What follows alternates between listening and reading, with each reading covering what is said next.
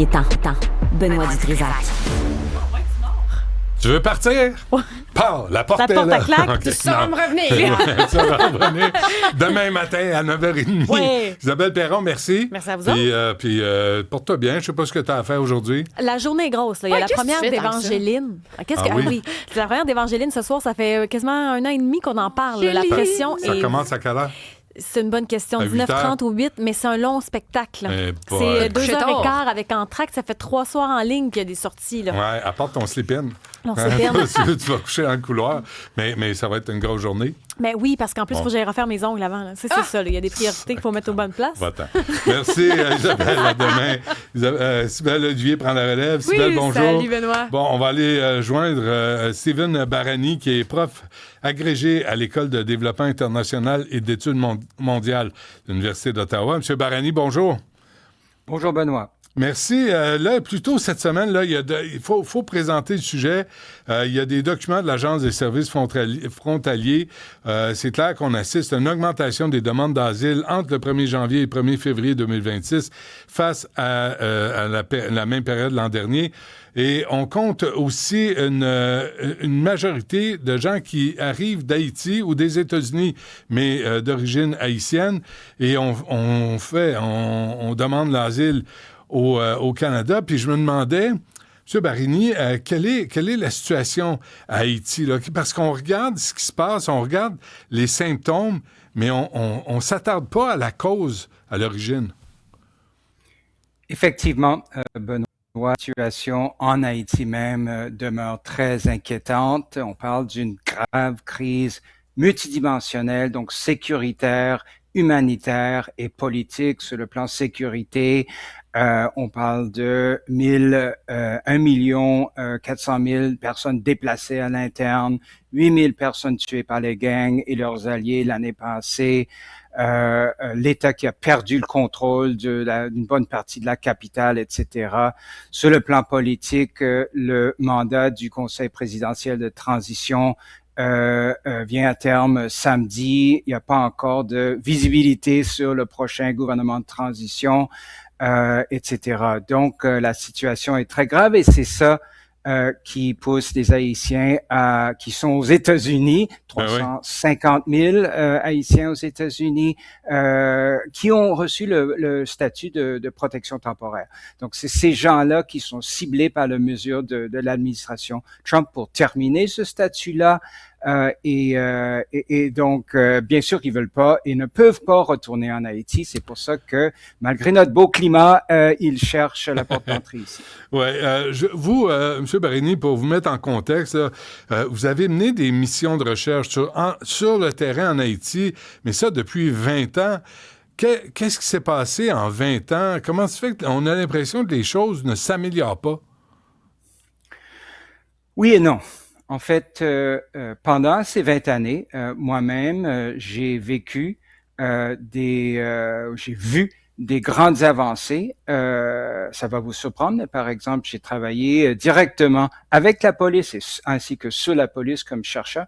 Et pendant les années en 2007-2008 et après le tremblement de terre, il y a eu de grandes avancées au niveau de la croissance, mais aussi la professionnalisation de la police nationale d'Haïti.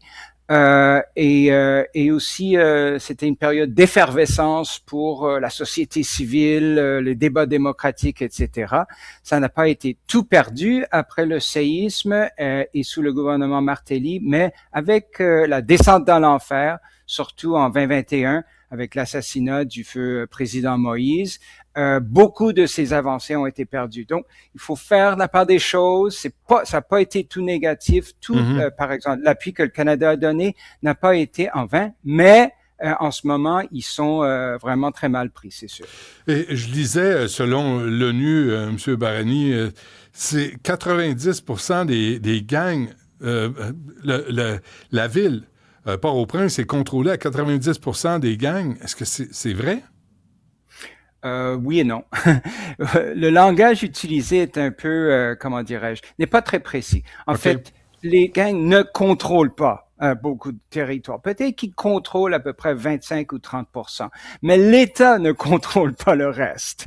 C'est ça le problème. Et les gangs ont main libre dans à peu près 80-85% du territoire de la capitale et des environs. Ils contrôlent les routes qui débouchent, qui mènent au sud, ainsi qu'en Artibonite, etc. Donc c'est très grave. Ce n'est pas acceptable pour aucun État et ni pour les citoyens d'Haïti. Ouais. Mais de là à dire que les gangs contrôlent, c'est autre chose. Quand vous dites le verbe contrôler, qu'est-ce qu'il faut comprendre? Ben, il faut comprendre que les gangs, la coalition Vivre Ensemble et d'autres, en ce moment, peuvent agir avec presque totale impunité contre les citoyens, contre la police, contre le reste de l'État, dans une bonne partie, presque toute la ville. Et les environs, mais ça ne veut pas dire qu'ils contrôlent tout ce qui se passe. Vous voyez la nuance. Oui. Alors, si les gens quittent leur pays, là, leurs origines, leur quartier, leur famille, leurs amis, c'est à Haïti, et ils ne se sentent pas en sécurité, ils sentent qu'il n'y a pas d'avenir. Alors, qui dirige le pays? Comment se fait-il que, à Port-au-Prince, ce soit les gangs qui contrôlent la majorité du territoire?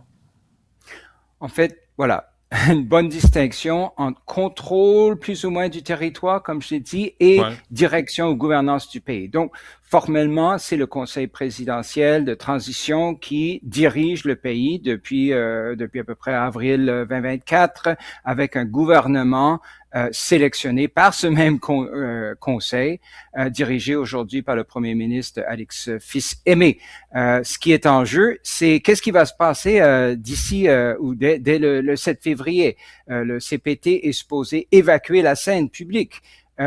Or, certains membres veulent rester. Ils veulent au moins garder un membre du CPT au sein du nouveau corpus ou corps de gouvernement de transition qui propose en ce moment, ces jours-ci, qui discute. Mais ce collège inclurait aussi le président de la Cour de cassation, un représentant de la société civile et un premier ministre. Est-ce que ce serait le premier ministre Alex Fils-Aimé qu'ils ont essayé de destituer, alors qu'ils n'ont pas vraiment de mandat pour faire ça. Ils ne sont pas élus, soyons clairs, ce conseil présidentiel de transition, etc. Fait que c'est très contesté. Ça reflète des faiblesses de la gouvernance, l'action collective en Haïti.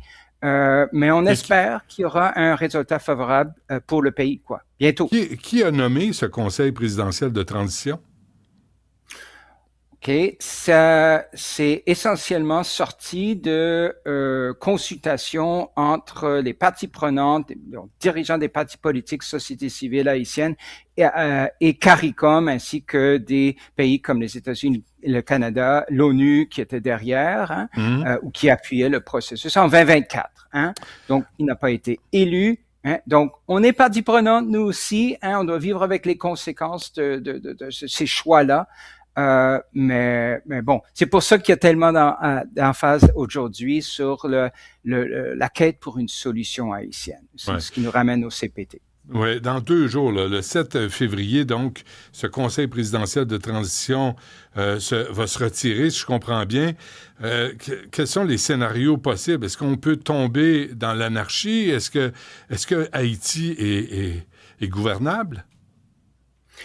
Je dirais que oui, c'est entièrement envisageable que dès pourparlers en cours émerge une structure, un sorte de nouveau gouvernement de transition pour 1 an, dont le mandat sera d'organiser des élections, d'assurer le rétablissement de la sécurité publique pour permettre des élections libres et justes, avec l'appui de la force de répression des gangs mandatée par l'ONU, qui est en cours de déploiement en ce moment. Donc, tout ça, c'est possible. C'est le meilleur scénario, par contre. Il y a des scénarios catastrophiques à l'autre bout de la gamme, de l'éventail de possibilités. Moi, je dirais plutôt qu'on s'en va vers quelque chose entre les deux. Qui va ressembler à quoi? qui ressemblera à une contestation de la formule proposée par le CPT dans les prochains jours, des négociations, des bras de fer. Il y a 3 navires américains de la marine américaine, force navale américaine, qui sont sur les côtes de Port-au-Prince en ce moment. C'est pas pour une visite touristique, hein, donc il y a des pressions pour assurer une transition, une vraie transition à un vrai nouveau gouvernement, mais aussi d'assurer une certaine stabilité et continuité. C'est ça le grand défi. En même temps, là, c'est un dilemme parce que si on laisse faire, comme on a laissé faire, là, vous dites, il y a 3 navires américains dans la baie de Port-au-Prince. Si on laisse faire, c'est de l'indifférence, et si on s'implique, c'est de l'ingérence. Comment on trouve une solution pour aider le peuple haïtien là, à retrouver son pays? Très bonne question, Benoît. C'est un sacré dilemme pour tous les partenaires internationaux d'Haïti, y compris le Canada. Et donc, je pense que en fait, on maintient le cap. On continue, comme l'OEA et l'ONU l'ont réitéré, de respecter la quête d'une solution haïtienne, tout en mettant des balises, indiquant clairement que destituer le premier ministre en fonction, c'est pas acceptable. De continuer avec le CPT existant, ce n'est pas acceptable. Pas seulement pour nous, mais en fait pour le peuple haïtien, qui s'est exprimé assez clairement contre la continuité du Conseil présidentiel de transition, etc. Hein. Mais de là à intervenir militairement, ça serait vraiment, ça pourrait être très contre-productif. Donc c'est une question de trouver le bon mix, le bon équilibre de forme d'appui et d'intervention, quoi. Je suis obligé de conclure, M. Barani, mais avec l'attitude de Donald Trump là, qui envoie kidnapper Maduro au Venezuela, qu'est-ce qui l'empêche, avec 3 navires militaires sur les côtes d'Haïti, d'envahir Haïti et d'imposer un gouvernement pro-américain? En termes strictement géopolitiques, rien. Mais en termes disons, plus stratégiques, j'imagine que le gouvernement américain a calculé que ce ne serait pas dans son intérêt d'intervenir militairement. Il pourrait facilement prendre le contrôle de la capitale, de se débarrasser du CPT, peut-être neutraliser certains gangs pour quelques semaines, mais il ne pourrait pas gouverner le pays. C'est ça ce qu'ils ont conclu dans le cas du Venezuela voilà quelques semaines. Hein. Donc ils sont là, mais on s'attend pas à une intervention militaire musclée. Mais on espère que le CPT fera preuve de sagesse et de responsabilité lui aussi. Très bien. Il faudrait qu'ils trouvent du pétrole à Haïti. Et là, tout à coup, on s'intéresserait à leur sort. Je ne commenterai pas là-dessus. Parfait. On se laisse là-dessus. Céline Barani, l'Université d'Ottawa. Un gros merci pour cette rencontre. Merci. Avec plaisir.